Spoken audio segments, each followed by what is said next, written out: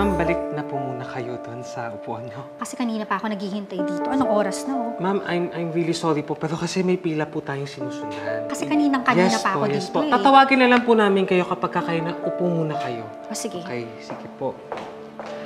Randy De Jesus? Okay.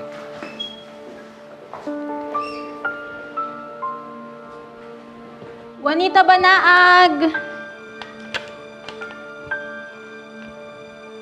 Juanita Banaag? Juanita Banaag? Juanita Banaag? Nandyan po ba? Ako na yan. Ako na yan.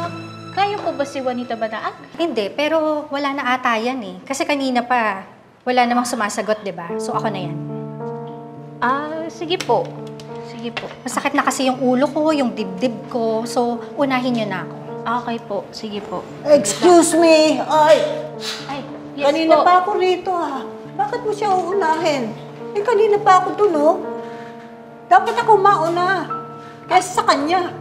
Eh, kasi masakit na po ang ulo ko, tsaka yung dibdib ko, eh. Kaya, uunahin na po niya ako. Ano mo Dahil unahin? kanina pa po ako nandito. Eh, ako rin kanina pa nandito. Masakit na ulo ko at nahihilo ako. At isa pa, senior ako. Ay, ma'am, pasensya na po talaga. Hindi ko po kasi kayo napansin eh. Sorry po. Hindi mo ako napansin? Ano ko? Invisible? Sorry po. Excuse me. So, Ma'am, ano pong pangalan po ninyo? Juanita Banaag. Ay, kayo po si Ma'am Juanita Banaag. Naku, pasensya po talaga. Kanina pa po ko tawag ng tawag. Wala po kasing sumasagot. Ang sabi po niya, baka daw umalis na po kayo. Ha? Wala akong sinasabing ganyan, ha? Sinabi mo yun? Hindi po. Wala po akong sinasabing ganyan. Ay, hindi. Sanabi mo yan, ma'am, diba? Hindi, wala akong sinabing ganyan. Ma'am, sige po. Paunahin na po namin kayo. Ako na po titingin sa inyo. Salamat, Iha, ha? Kung di pa ako magreklamo, eh, hindi pa ako mapapansin. Pasensya po talaga.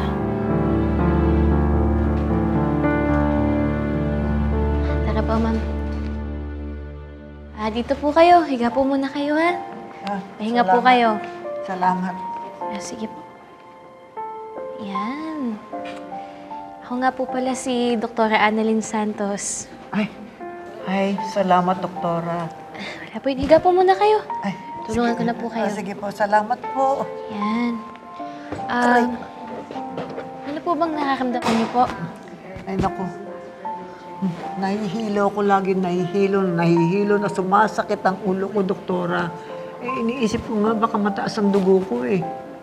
May iniinom po ba kayong maintenance? Oo, iniinom ko naman ang maintenance ko, doktora, eh. Nurse Karen, kuha naman ng BP si ma'am, tapos pakuha na rin ang gamit ko, please. Yung stat ko nasa nurse's station. Okay. Thank you. Pahinga lang po kayo, ha? Salamat po.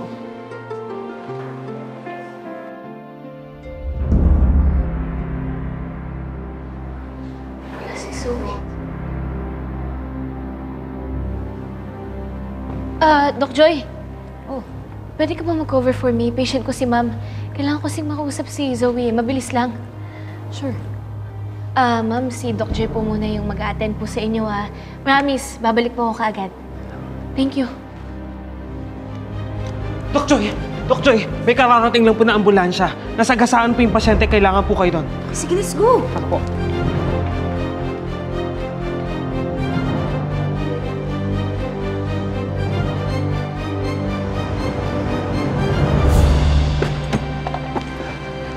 Hi, tita. Anong ginagawa mo dito? Papatayin mo ako sa nervyos? Bakit nandito ka? Loko ka pati sa mall? Pakalat-kalat ka, nakita ka ni Zoe. Paano kung may nakakita sa'yo? Paano kung nahuli ka? Pati ako at si Zoe nilalagay mo sa panganib. Pasensya ka na, tita. Makikibalita lang ako kay Zoe. Kamusta na ba siya? Dax, pwede ba? Tigilan mo na si Zoe. Wala namang pupuntahan ng relasyon ninyo. At alam mo rin naman na scripted lang ang lahat.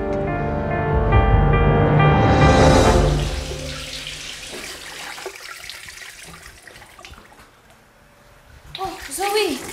Anong ginagawa mo dito? Dapat nagpapahinga ka. Annalyn, okay na ako.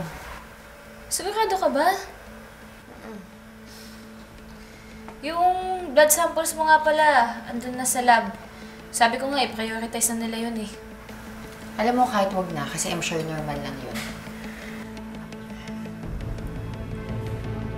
Zoe? Zoe!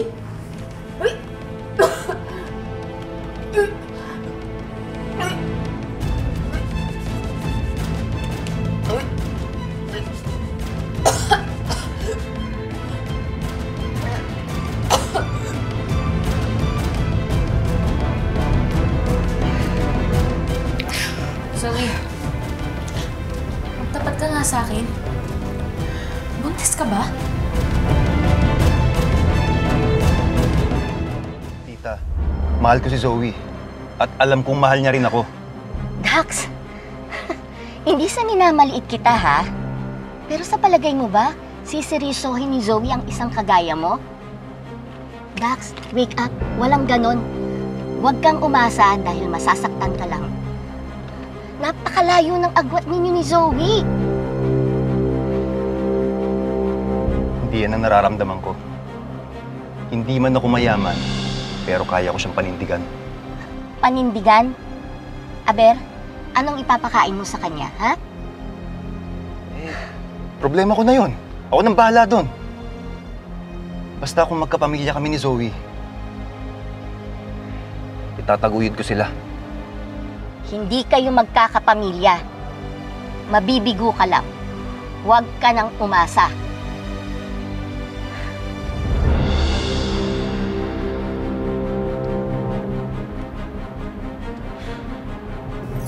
Zoe, Ha? Hindi. Imposible yun kasi hindi nga kami nakikita ng boyfriend ko eh. Paano mangyayari yun? nahilo ka kanina eh, tapos sumusuka ka ngayon. Annalyn, may nakain lang ako masama. Okay? I'm okay. Sige na. Zoe, magpahinga ka muna! Zoe!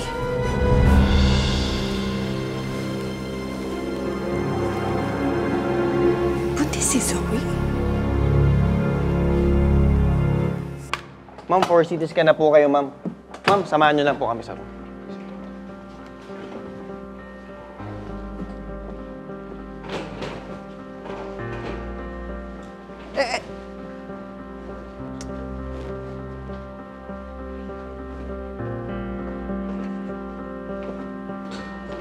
Sir, wag lang po muna kayong malikot masyado. Intayin lang po natin si Dr. Gracia. Wait, Nurse Louie, excuse me. Teka muna. Ay po, Nasa si Dr. Annalyn. hindi pa po ba kayo na-check up? Hindi pa. Kanina pa nga ako rito eh. Sabi babalik sa akin, hindi naman bumabalik hanggang ngayon. Kanina pa ako naghihintay dito. Sige po, hahanapin ko na lang po siya pagkatapos ko lang po dito sa pasyente po. Hahanapin mo? Eh, anong oras ka ba makakabalik? Nabuburo na ako dito eh. Pambihira naman ng ospital na ito. Ay, naku, aalis na nga ako. Ay. Aalis na ako. Naku ma'am, pasensya na po. Ayoko na. Kanina pa ako dito, walang nangyayari sa buhay ko. Hindi niyo ko iniintindi, dinadaan-daanan niyo lang ako. Naku, Sige, aalis na. Hindi! Sorry po talaga ma'am. Ah. Huwag po muna kayo umalis dito. Kailangan niyo pong ma-check up eh. Hindi! Saglit lang po. Maghahanap ako ng ibang ospital, yung hindi paasa na katulad ninyo. Yung matinong ospital, hindi dito. Ay, ma'am, sorry po talaga. Ano, nahihilo po kayo. Ano po nararamdaman niyo? Saglit lang po. Huwag na makialam. Ngayon ka pa makikialam, hindi niyo ko iniintindi. Ma'am, sorry po talaga. Ay, nako, hindi.